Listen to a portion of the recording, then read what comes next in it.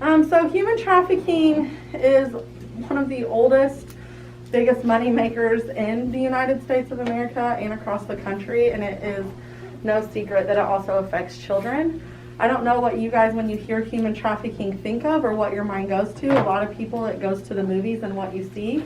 A big white scary van pulls up, snatches a kid out of an alley and takes them, and now they're being forced into being trafficked, is what it's portrayed like in the media and on TV. That is not how it is in real life. A lot of our kids, if I'm being honest, are trafficked familially, which means their families are the ones who are trafficking them to make money or to get drugs or to do what they need them to do, so that way the family can be successful. So it's not some stranger who just pulled up. That has happened, but that is not how typically it works.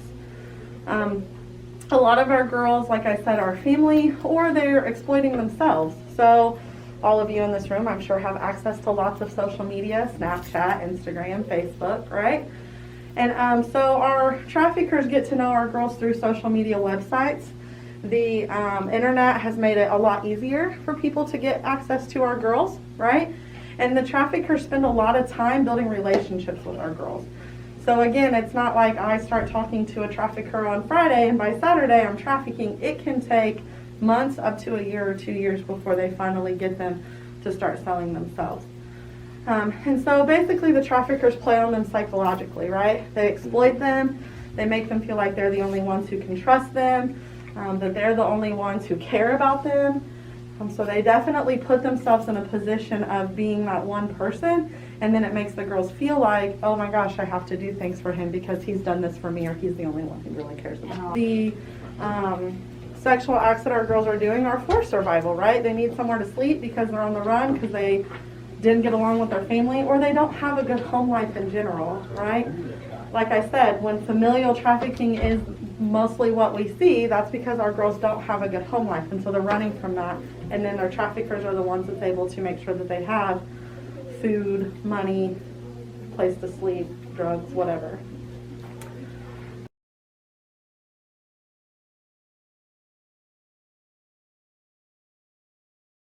So they go to school within our program.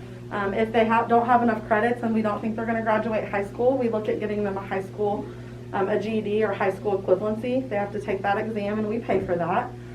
So some of the money from what you guys are donating goes to things like that, to pay for the HSE, to get them in classes. Remember I said it plays on their self-esteem and who they are, and they beat them down. And so we try to get our girls enrolled in things that make them feel who they are, right? And so we've had girls who've taken dance classes, gymnastics,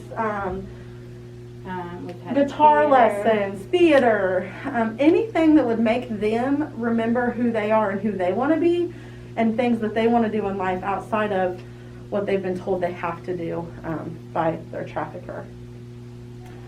So the money that you guys raise helps to pay for those things. So our girls can get the confidence they need and the self-esteem they need to be able to get away from those ties and to be able to live their life and to get money the right way, right? To be able to provide for themselves without having to do things to get it provided through them for someone else.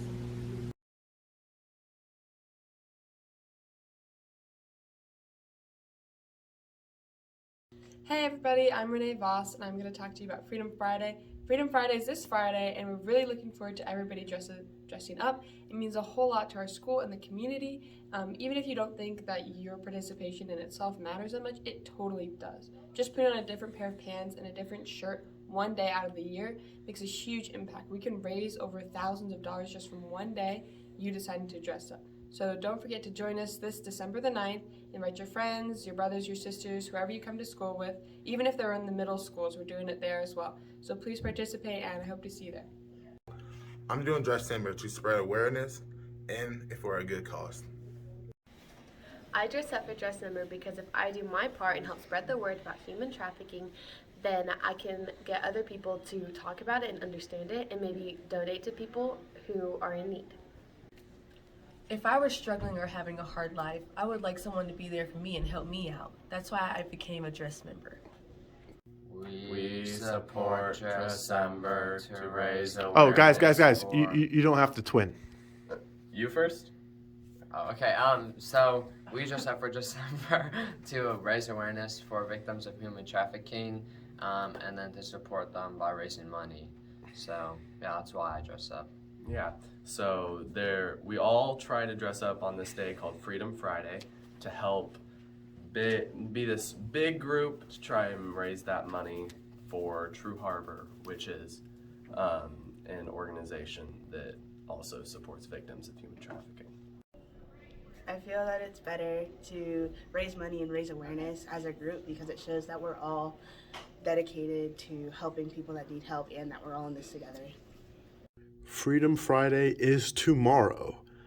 That means if you wear your dress clothes tomorrow, that will be a $2 donation to human trafficking in True Harbor. How does this work? We have 50 sponsors. They're your teachers, they're your administration, they're your security guards. You have 50 sponsors that are going to pay for it all. If we have 500 kids at Muncie Central dress up, that'll be $1,000. In 4 years, we've raised $9,000 for True Harbor, guys. That's because Muncie Central's awesome. You don't have to pay anything on Friday. All you have to do is dress up. You don't pay anything. Your 50 sponsors pay for it all. All you have to do is wear your nicer clothes. It doesn't need to be a dress or a tie, but just dress nicer. And then your advisory teacher, who will hopefully be dressed up with you, will count to see who is all dressed up. And lastly, Merry Christmas.